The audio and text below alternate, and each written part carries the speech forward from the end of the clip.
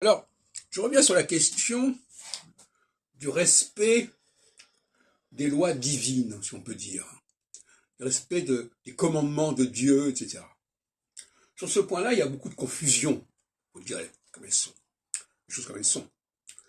Les véritables lois divines, ce sont les lois cosmiques, les lois astrologiques telles que je les ai définies.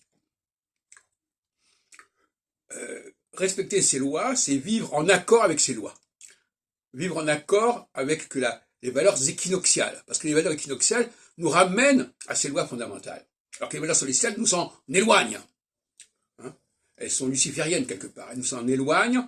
Elles multiplient à l'infini la diversité des lois, des personnages, des responsables, etc. Bon, je parlais dans une autre vidéo.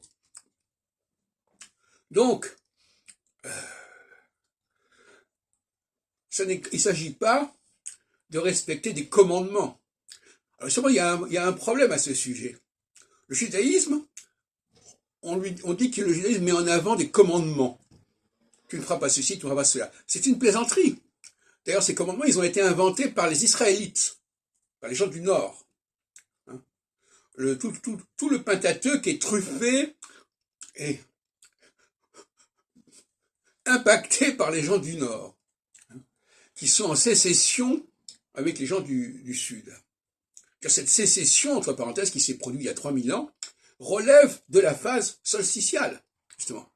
Le démembrement de l'empire judaïque qui perd toute une partie de son patrimoine, de son secteur au nord. C'est une guerre de sécession à l'envers par rapport aux États-Unis, où c'est le Sud qui fait sécession. Là, c'est le Nord qui fait sécession. Et donc, ces fameux commandements, c'est une plaisanterie. Les 613 mitzvot, c'est une plaisanterie. Le mot mitzvot voulant dire commandement. Ces mitzvot font écran aux véritables lois cosmiques, au véritable droit cosmique, qui est celui de l'astrologie. Qui est celui des phases de 7 ans en 7 ans, qui sont d'ailleurs rappelés dans le songe de Joseph, le songe de Pharaon interprété par Joseph, 7 vaches grasses, puis 7 vaches maigres, etc.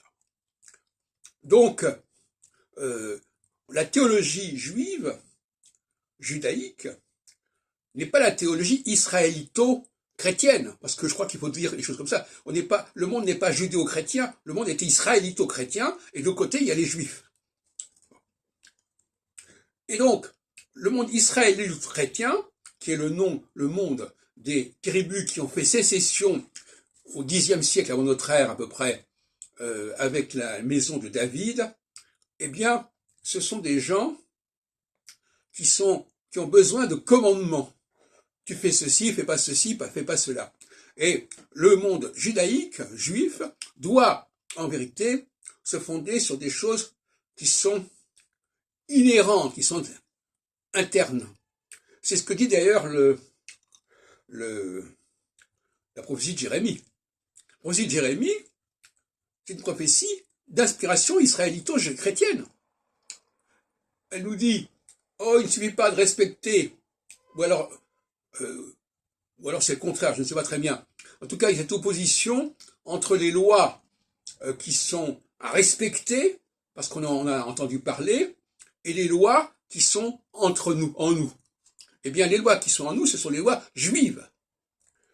Et les lois qui sont à respecter, ce sont les lois israélo-chrétiennes. Alors, c'est assez paradoxal, parce que là, on est dans une situation inversée. On nous dit qu'on va passer des lois israélo-chrétiennes aux lois juives. Alors que c'est l'inverse quelque part. Enfin, bon, en tout cas, vous avez compris, les lois israélo-chrétiennes, c'est les 10 commandements, tu feras pas ceci, tu feras pas cela, et ça n'exige pas une connaissance scientifique du cosmos, des lois cosmiques. On est dans le domaine du juridique. Alors que les lois internes, les lois subconscientes, exigent une approche scientifique.